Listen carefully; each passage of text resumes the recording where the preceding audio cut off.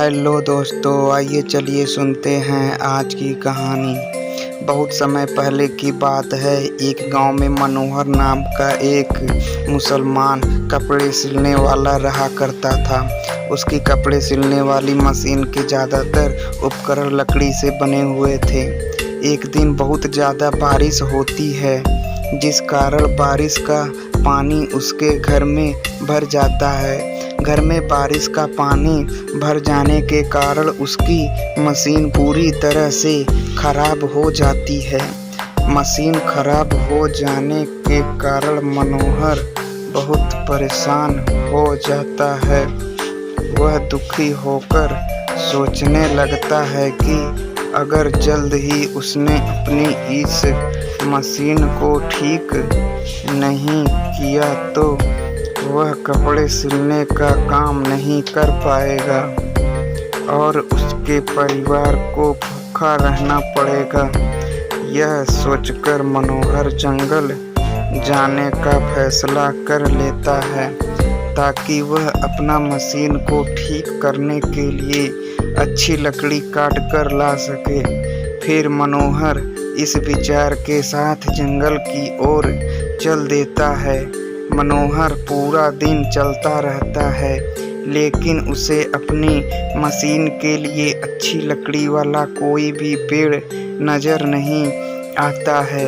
फिर भी मनोहर हार नहीं मानता है और अच्छे पेड़ की तलाश में आगे बढ़ता रहता है। काफ़ी देर चलने के बाद अचानक मनोहर की नज़र एक पेड़ पर पड़ती है, जो काफ़ी ऊंचा, मोटा और हरा भरा था। उस पेड़ को देख मनोहर बेहद खुश होता है और कहता है, हाँ, यह पेड़ काफ़ी अच्छा है। इसकी लकड़ी से मैं अपनी मशीन को फिर से ठीक कर सकता हूँ।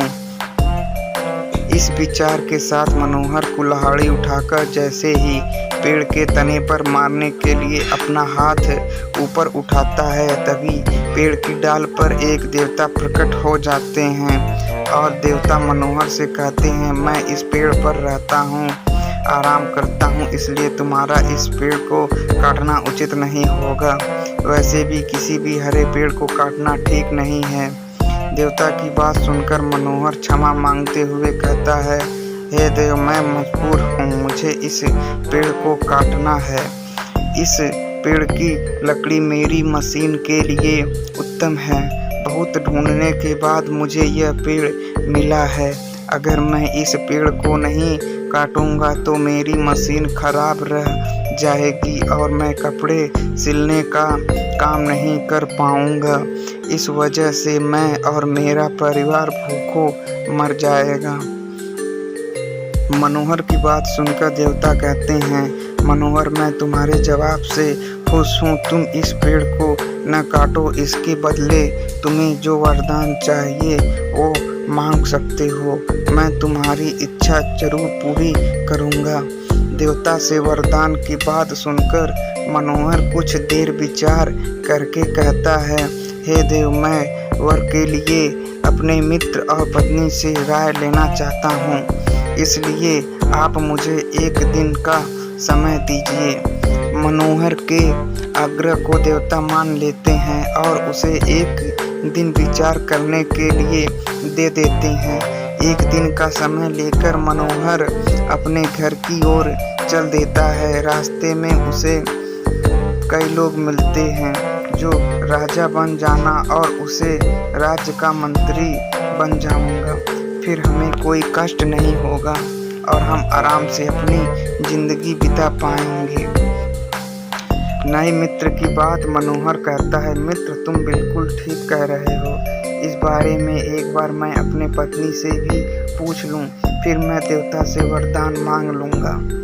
पत्नी से राय मांगने की बात पर नाई कहता है, मित्र, तुम्हारी पत्नी काफ़ी घमंडी और मूर्ख है, इसलिए तुम्हें उससे राय नहीं लेनी चाहिए। ऐसी स्त्री केवल अपने लाभ के बारे में ही सोचती हैं। इस पर मनोहर कहता है, मित्र, फिर भी वह मेरी पत्नी है, इसलिए मैं उसकी राय एक बार जरूर लूँगा।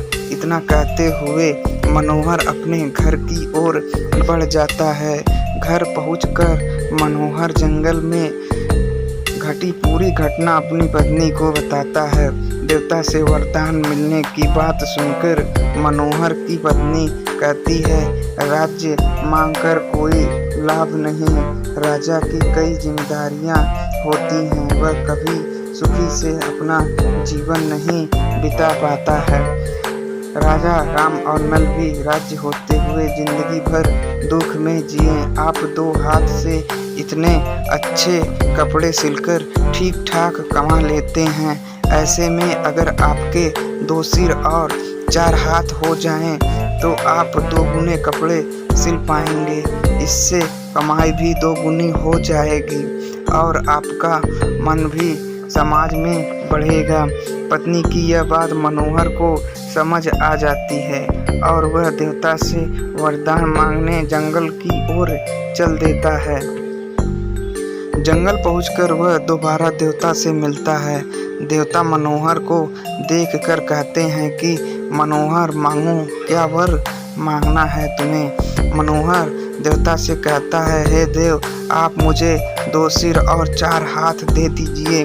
देवता मनोहर की यह बात सुनकर पूछते हैं कि तुम्हें 2 सिर और 4 हाथ का क्या करोगे? तब मनोहर बताता है कि 2 सिर और 4 हाथ होने पर वह 2 गुना कपड़े सिल पाएगा, जिससे उसकी कमाई पहले से अधिक हो जाएगी। मनोहर की यह बात सुनकर देवता मुस्कुराते हैं और मनोहर को वरदान दे देते हैं। देवता का वरदान पाकर मनोहर को 2 सिर और 4 हाथ हो जाते हैं। वरदान पाकर मनोहर बहुत खुश होता है और अपने घर की ओर चल देता है। मनोहर जैसे ही अपने गांव में पहुंचता है तो गांव में खेल रहे बच्चे उसे देखकर डर जाते हैं। वह सब उसे एक राक्षस समझते हैं। तभी कुछ गांव वाले हाथों में हथियार लेकर मनोहर पर हमला कर देते हैं और मनोहर की मौत हो जाती है। जब मनोहर की मौत की खबर मनोहर की पत्नी को होती है तो वह फौरन मनोहर को देखने वहां पहुंच जाती है। मनोहर की लाश देख उसकी पत्नी रोने लगती है और कहती है कि यह सब मेरी गलती है, मैंने ही उनसे देवता से 2 सिर और 4 हाथ मांगने के लिए कहा था। अगर ऐसा ना होता तो आज मनोहर को कोई राक्षस ना समझता और वे जिंदा होते। दोस्तों, कमेंट में ज़रूर बताएं कि यह कहानी आपको कैसी लगी।